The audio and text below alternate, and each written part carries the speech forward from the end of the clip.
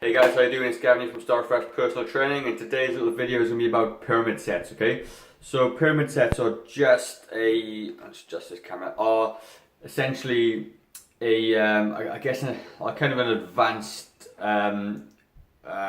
technique for overload essentially. So when you go to the gym all the time, okay, if you're doing the same thing, 3 sets of 10, 3 sets of 12, whatever it is you're doing, occasionally you need to mix it up, and you should do within your sort of training block. And pyramids are a really good way to do that. So there's two types of pyramids. There's an ascending pyramid set and a descending pyramid set. But a true pyramid set is essentially ascending. So you start off with higher reps, lower weight, and you pyramid up. I'm going to show you in a sec. So, hope you can see my drawing on the board. It's actually not too great on the camera today. Anyway, so the first one I go over is an ascending pyramid set, okay? So an ascending pyramid set is basically, let's just say you're going to do bench press, let's just say, could be squats or any exercise you do really. You start off with the first set being a fairly light set, okay, and you're doing about 20 reps. And usually this first set is used as kind of a warm-up set. So if you want to get jump straight in your training, get in nice 20 reps easy.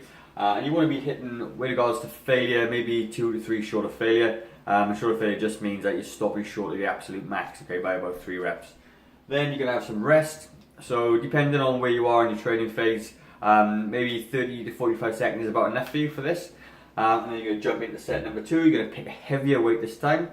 And then you're going to do 15 reps, okay? And again, 15 reps, 3 short of failure pretty much.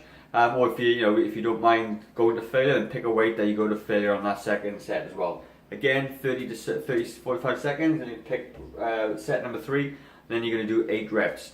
You grab a weight, and then you're going to hit failure. So these, the way I like to do it is these two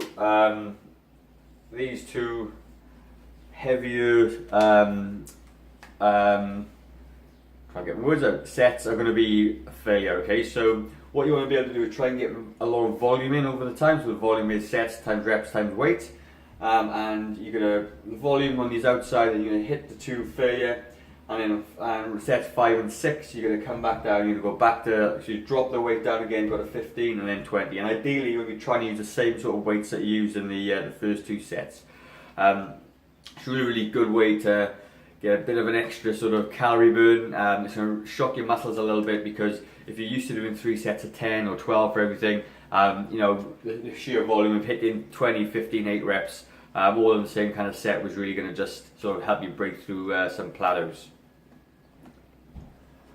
Right, so the next one is going to be kind of a descending one, where you're using lighter weights for sort of main sets, okay? So if you can see my drawings here, so you break it up into 8 sets, and you would come down, so obviously you'd have a warm-up set before as well, because if you went into lift into 8 to failure without a warm-up, you may hurt yourself, okay? So warm-up set first, and you come into your heavy set, you're going to do 8 reps the first set, then you do 10 reps, then you do 15, and then your 2 failure sets in the middle of 20, and then you get a pyramid back out, 15, 10, 8 again.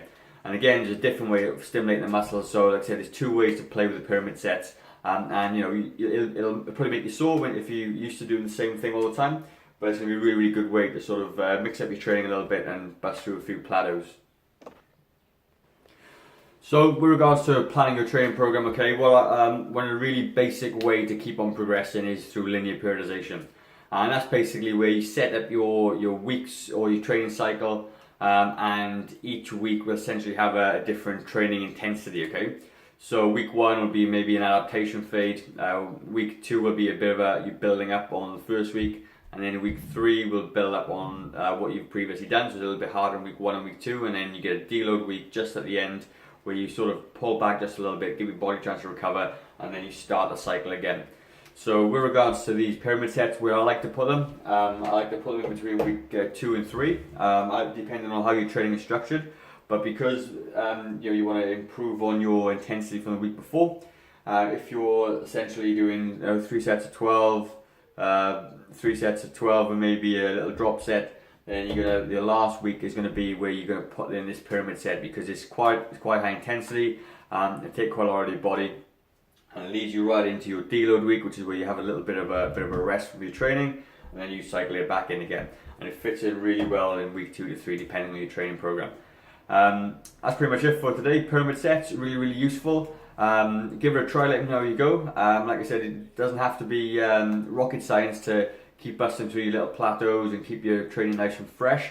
And you can be done with pretty much any single exercise as well. So, pretty short video. If you like the video, give me a thumbs up, subscribe to my channel, it'll be really good for me and for you, and get the word out there. Like I said guys, start fresh. If you don't make a change today, how will tomorrow be any different? Cheers.